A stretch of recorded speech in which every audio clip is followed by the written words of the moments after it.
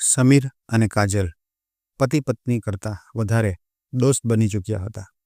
કાજલને વિશ્વાસ આવી રહ્યો હતો નહીં કે સમીર આટલો સભ્ય અને સંસ્કારી હશે. કાજલને તો એ ખબર હતી કે મોટા ઘરના છોકરાઓ લાડલા દીકરાઓ બગડેલા જ હોય છે, પરંતુ સમીર એવો હતો નહીં. સમીર એકદમ વિનમ્ર હતો. કાજલ તેના પર મોહિત થઈ ગઈ હતી. તે સમીર માટે પોતાની જાન પણ ન્યોછાવર કરી શકતી હતી. એટલો પ્યાર કરવા લાગી હતી તે સમીરને. એક રાત્રે જ્યારે તેઓ શરીર સુખ મારી રહ્યા હતા, ત્યારે અચાનક સમીરે અપ્રાકૃતિક સંબંધની માંગ કરી. પહેલાં તો કાજલ સમજી શકી નહીં. તેણે તો તેના વિશે ક્યારેય સાંભળ્યું પણ હતું નહીં, એટલે તે બધું કરવાની તો વાત પણ તે વિચારી શકતી હતી નહીં. જ્યારે સમીરે તેના વિશે તેને વિસ્તારથી જણાવ્યું તો કાજલે એકદમ સાફ મનાઈ કરી દીધી. ત્યાર પછી સમીરે ઇમોશનલ બ્લેકમેલનું પત્તું ખોલ્યું અને કહ્યું કે આનો મતલબ એ થયો કે તું મને સાચો પ્રેમ નથી કરતી. અગર જો તું મને સાચો પ્રેમ કરત તો તું મને આ સંબંધ માટે ક્યારેય પણ મનાઈ કરત નહીં. પણ એક નાનકડી માંગ તારી સામે રાખી છે, તું એને પૂરી કરીશ નહીં. સમીરના સ્વરમાં આગ્રહ હતો, અનુનય હતો, પ્રેમ હતો અને વાસના પણ હતી. આ ઇમોશનલ બ્લેકમેલથી કાજલ પીગળી ગઈ. તેને વિચાર્યું કે પતિની ઈચ્છા પૂરી કરવી તે મારું કર્તવ્ય છે. આખરે કાજલને પણ પતિ પણ કમાલનો મળ્યો છે. કાજલે પોતાના હથિયાર નીચે નાખી દીધા અને માની ગઈ. આ ક્રિયાથી તે ખુશ હતી નહીં. એક તો માનસિક રૂપથી તે આ બધું સ્વીકાર કરી શકતી ન હતી. ઉપરથી તે આ ક્રિયાથી અસહ્ય વેદનાથી પસાર થઈ રહી હતી. તેણે સમીરને કહી દીધું કે આ પહેલી અને છેલ્લી વાર હતો. હવે પછી આગળ ક્યારેય પણ આ ક્રિયા થશે નહીં. સમીરે પણ કહી દીધું કે પછીની વાત પછી જોવાઈ જશે. આવી રીતે વાત રફા-દફા થઈ ગઈ. સમીર કાજલને 5 સ્ટાર હોટલમાં થવાવાળી પાર્ટીઓમાં લઈ જવા લાગ્યો. કાજલને પણ તેમાં આનંદ આવવા લાગ્યો હતો. તે પાર્ટીઓ કેટલી શાનદાર થતી હતી અને તેમાં ખૂબ જ ધનવાન લોકો આવતા હતા.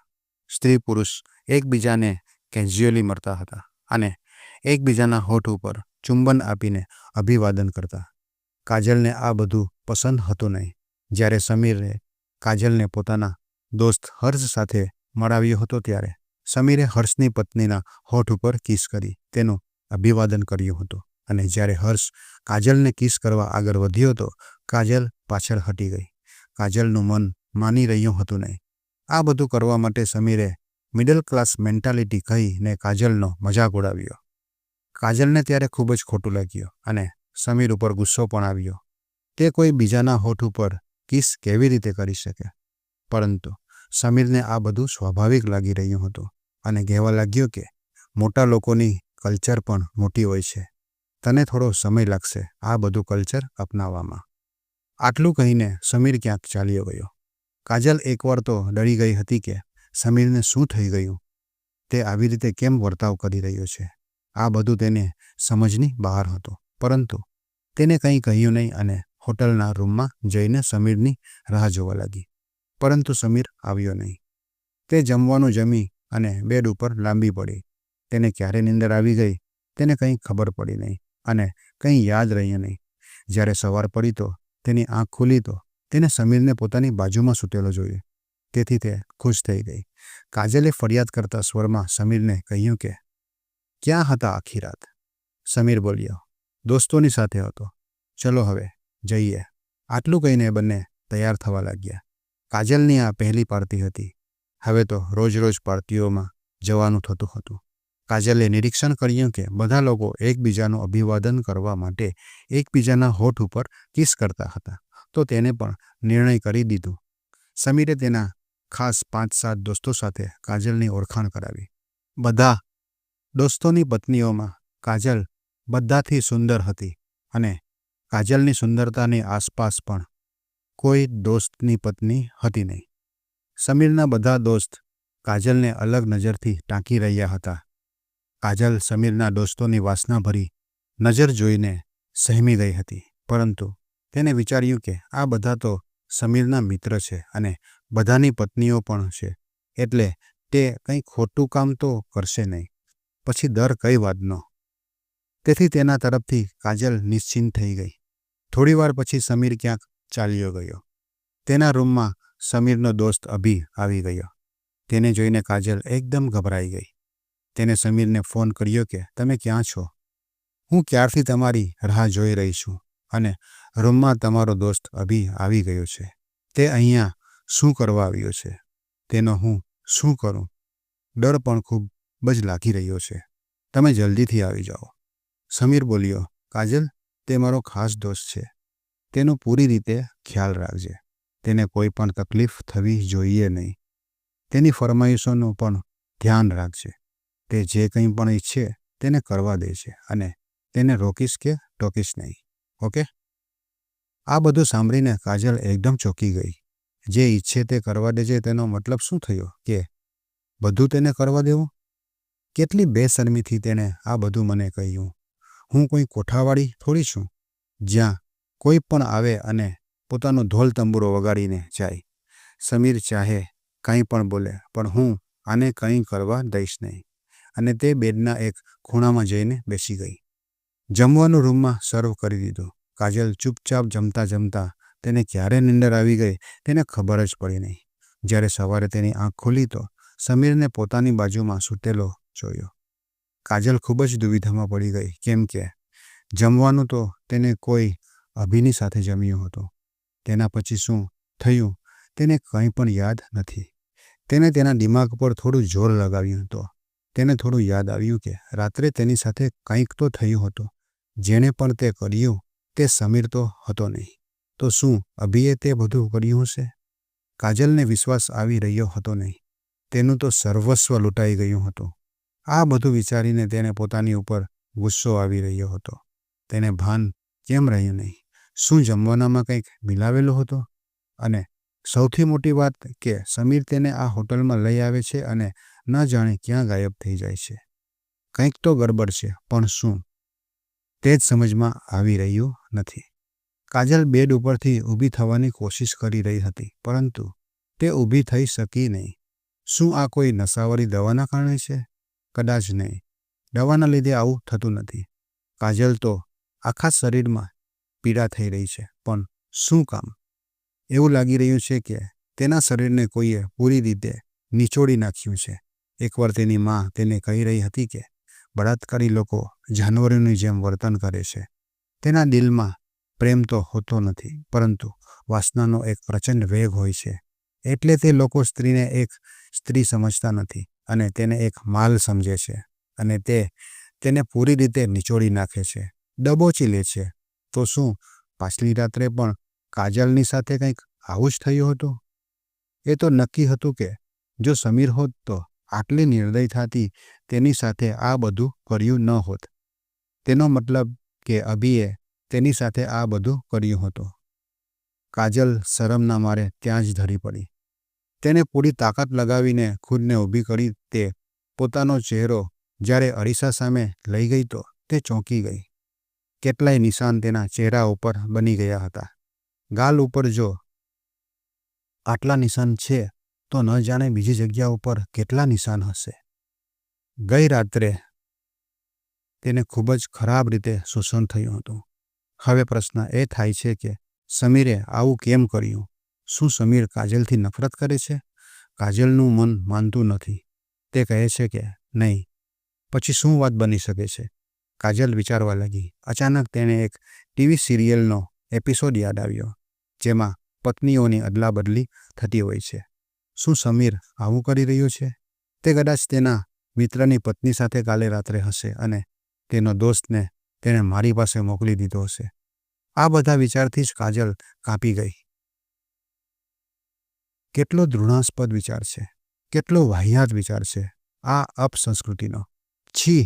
ધિક્કાર છે આવી સ્ત્રીઓ અને આવા પુરુષો પર. વગર સબૂતનો આરોપ લગાવવો પણ ઠીક નથી. પહેલાં સમીર ઉપર નજર રાખવી પડશે. પુરાવાઓ એકઠા કરવા પડશે. ત્યારે જઈને કોઈ ઠોસ પગલું ઉપાડવું ઠીક રહેશે. કાજલે સમીરને અભી અને તેની પત્ની વિશે પૂછ્યું. સમીરે તેની પત્નીનું નામ ઈશા કહ્યું. એક દિવસ ચૂપકેથી કાજલે સમીરનો મોબાઈલ ચેક કર્યો. તેમાં એક વોટ્સએપ ગ્રુપ હતો, ફ્રેન્ડ્સ મસ્તી. જ્યારે તે ગ્રુપની ચેટ ઓપન કરી તો તે ગ્રુપમાં ખૂબ જ અશ્લીલ વાતો ભળી પડી હતી.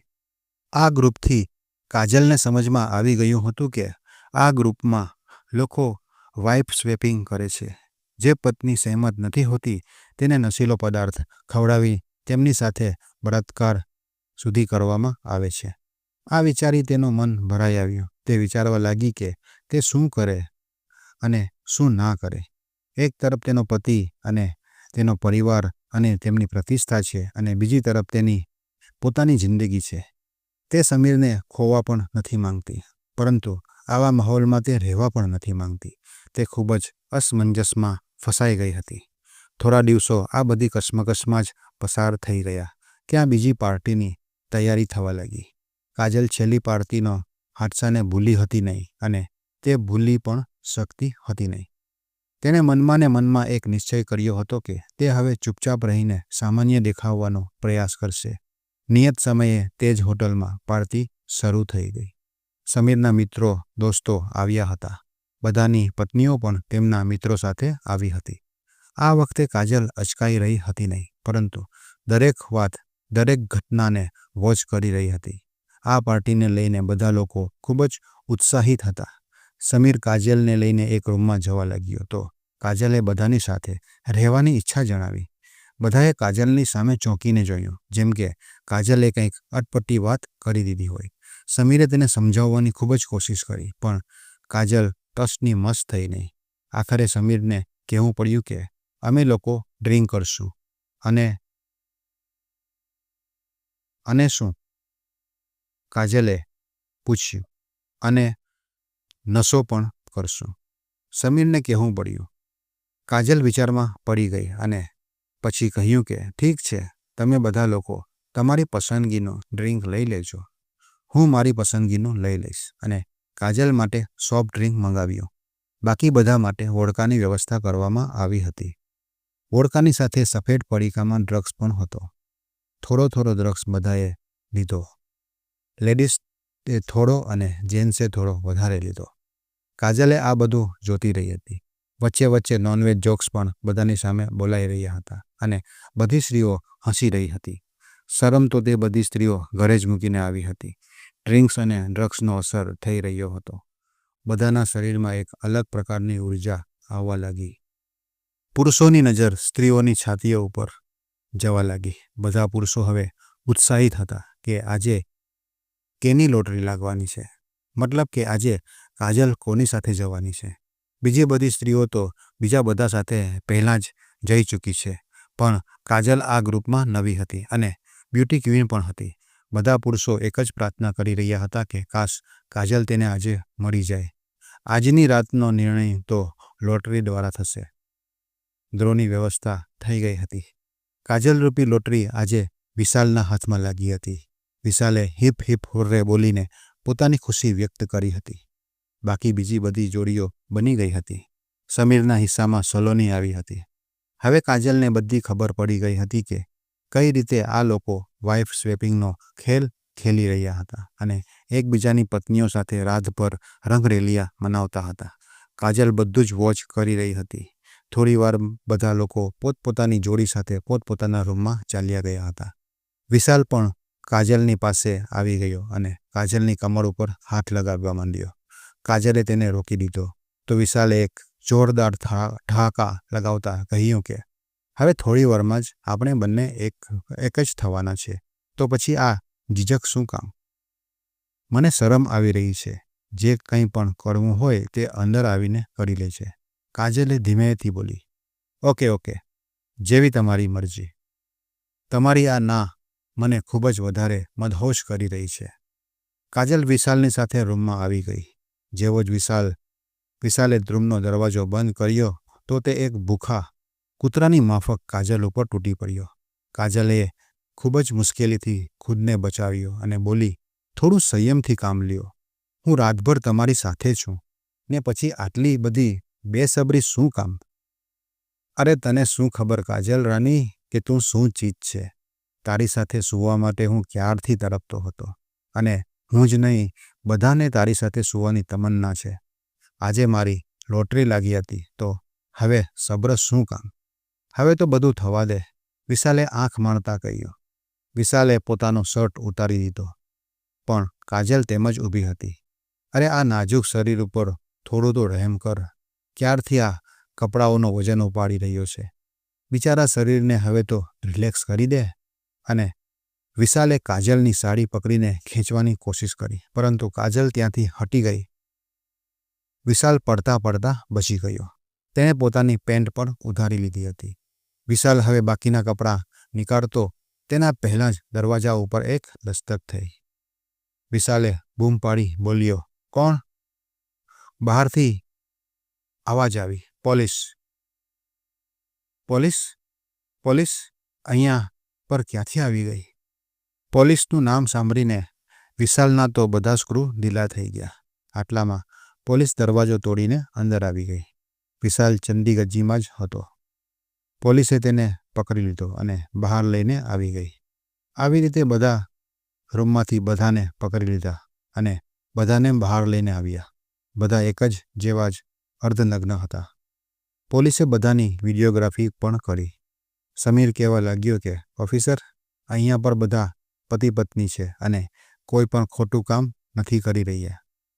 પતિ પત્ની જો શરીર સંબંધ નહીં બાંધે તો શું કરશે? સમીરના અવાજમાં આક્રોશ હતો.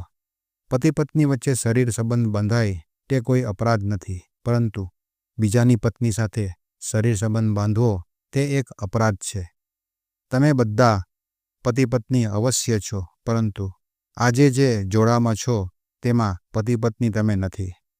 અગર વાસ્તવિક રીતે પતિ પત્ની તરીકે તમે મસ્તી કરો તો અમને તેમાં કોઈ પ્રોબ્લેમ નથી, પરંતુ આ વાઇફ સ્વેપિંગ અત્યારે ભારતમાં એક અપરાધ છે. એટલે અત્યારે તમે બધાને હું ગિરફ્તાર કરી રહ્યો છું. અને કાજલજી, તમારો ખૂબ ખૂબ ધન્યવાદ. તમે આ વાઇફ સ્વેપિંગનો ગંદો ખેલ પકડવામાં દેશ અને સમાજની ખૂબ જ મોટી સેવા કરી છે. એક વખત ફરીથી ખૂબ ખૂબ આભાર. અને પોલીસ આ બધાને પકડીને પોલીસ સ્ટેશને લઈ ગઈ. કાજલે ટેક્સી બોલાવી અને તે પોતાના માવતરમાં આવી ગઈ. મિત્રો, આ હતી આજની નાનકડી વાર્તા. જો તમને આ વાર્તા પસંદ આવી હોય તો વાર્તાને એક લાઇક કરજો અને કોમેન્ટ બોક્સમાં એક સરસ મજાની કોમેન્ટ પણ કરજો. તમારી લાઇક અને કોમેન્ટથી મને હિંમત મળે છે. અને જો ચેનલ ઉપર નવા આવ્યા હોય તો ચેનલને સબસ્ક્રાઈબ પણ કરજો અને મિત્રો સાથે શેર પણ કરજો. આ વિડીયો જોવા બદલ ધન્યવાદ. આભાર. રાધે રાધે.